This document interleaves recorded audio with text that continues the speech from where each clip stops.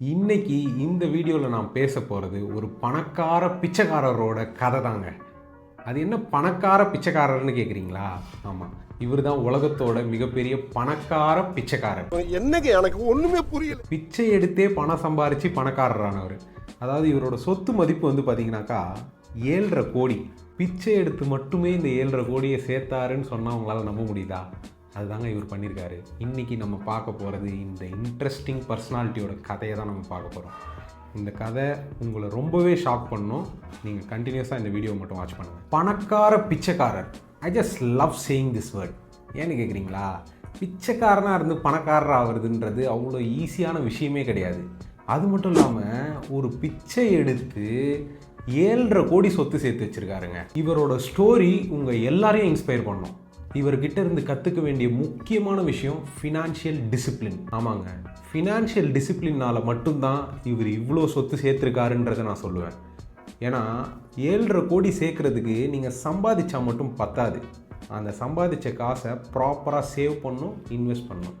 இது ரெண்டுமே இருந்தால் மட்டும்தான் உங்களால் வெல்த்தை க்ரியேட் பண்ண முடியும். இவர் மும்பை ஸ்ட்ரீட்ஸில் பிச்சை எடுக்கிற ஒரு சாதாரண சாப்பாட்டுக்கே கஷ்டப்படுற ஒரு ஃபேமிலியை லீட் பண்ணுற ஒரு சாதாரண பிச்சைக்காரர் தான். கடந்த 40 வருஷமாக பிச்சை எடுக்கிறாராம்.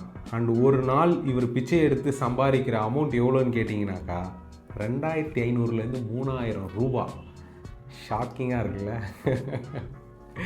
எனக்கு அப்படி தான் இருந்தது. ஒரு பிச்சைக்காரன்ட்ட இவ்வளவு பணமா? என்ன சம்பாத்தியா? ஸோ டோட்டலாக மாதத்துக்கு 70,000லேருந்து 90,000 வரைக்கும் பிச்சை எடுத்து மட்டுமே சம்பாதிக்கிறாருன்னு சொல்லலாங்க. Which is a huge money. அதே மாதிரி பிச்சை எடுக்கிறதுன்றது அவ்வளோ ஈஸியான வேலை ஒன்றும் கிடையாதுங்க. அவர் பிச்சை எடுக்கும்போது நிறைய கஷ்டத்தை அனுபவிச்சிருப்பார். ஏன்னா பிச்சை எடுக்கிறதுன்றது அவ்வளோ ரெஸ்பெக்டபுளான ஒரு ஜாப் ஒன்றும் கிடையாது. நிறைய இடத்துல அவமானப்பட்டிருப்பார், அசிங்கப்பட்டிருப்பார், செல்ஃப் ரெஸ்பெக்டை லூஸ் பண்ணி நிறைய இடத்துல இருந்திருப்பார். ஸோ அதனால் இது ரொம்ப ஈஸியான வேலைன்னு மட்டும் நினச்சிடாதீங்க. இருக்கிறதுலே ரொம்ப ரொம்ப கஷ்டமான வேலை பிச்சை எடுக்கிறதுன்றது. ஆனால் அவர் கஷ்டம் எதுவுமே வீண் போகலன்னு தாங்க சொல்லணும். ஏன்னா I just made fortune out of it. அதுக்கு முக்கியமான காரணம் அவரோட financial discipline and money management. இது ரெண்டு மட்டும்தான் சொல்லுவேன். அவர் எந்த அளவுக்கு புத்திசாலித்தனமாக இருந்திருக்காருன்னு கேட்டிங்கனாக்கா, அவர் மும்பையில் 2 ஃப்ளாட் வாங்கியிருக்காருங்க பிச்சை எடுத்த பணத்தில். 2 ஃப்ளாட்டோட ஒர்த் வந்து பார்த்தீங்கன்னாக்கா 1.4 crore. இது என்ன பிரமாதம்? இது விட பெசலைட் ஒன்று இருக்கு. அண்ட் அது மட்டும் இல்லாமல் தானேல 2 ஷாப்போட ரெண்டல் வருது. அந்த 2 ஷாப்போட ரெண்டல் இன்கம் பார்த்தீங்கன்னா பர் மந்த்துக்கு 30,000.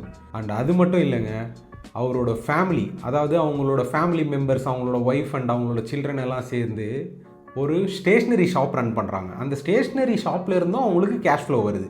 ஸோ அவர் பிச்சை எடுத்த காசு மூலயமா இவ்வளோ பிஸ்னஸ் அண்ட் இவ்வளோ அசட்டை சேர்த்துருக்காரு. என்ன மனுஷன்? இதெல்லாம் விட ஒரு முக்கியமான விஷயம் என்னென்னா, அவரோட 2 பசங்களை கான்வெண்ட்டில் படிக்க வைக்கிறாருங்க.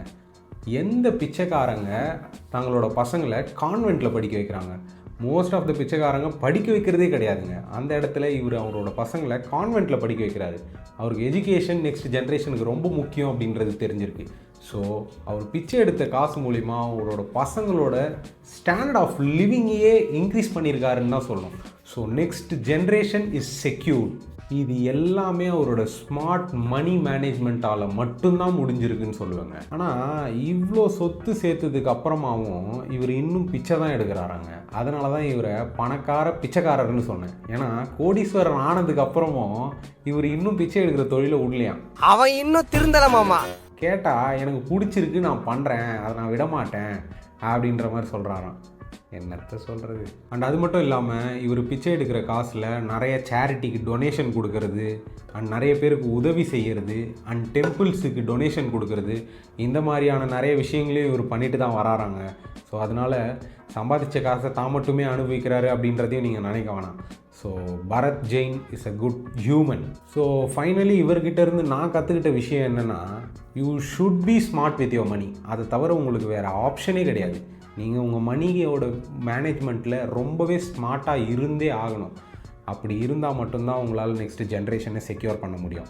ஸோ இந்த ஸ்டோரியிலிருந்து நீங்கள் இவரோட smart money management and financial பிளானிங்கை கற்றுக்கோங்க. So discipline is very much important when it comes to money. So be discipline with your money. இந்த வீடியோ பிடிச்சிருந்தது அப்படின்னா ப்ளீஸ் லைக் ஒன்று போட்டுருங்க. அண்ட் ஏதாவது கமெண்ட் உங்களுக்கு சொல்லணும்னு இருந்தது அப்படின்னா கமெண்ட் பண்ணிவிடுங்க. அண்ட் இதே மாதிரி நிறைய விஷயம் தெரிஞ்சுக்கிறதுக்கு, நிறைய இன்சைட்ஸ் தெரிஞ்சுக்கிறதுக்கு சேப்பியன்ஸ் இன்சைட்ஸை ப்ளீஸ் சப்ஸ்கிரைப் பண்ணிவிடுங்க. And thank you, bye.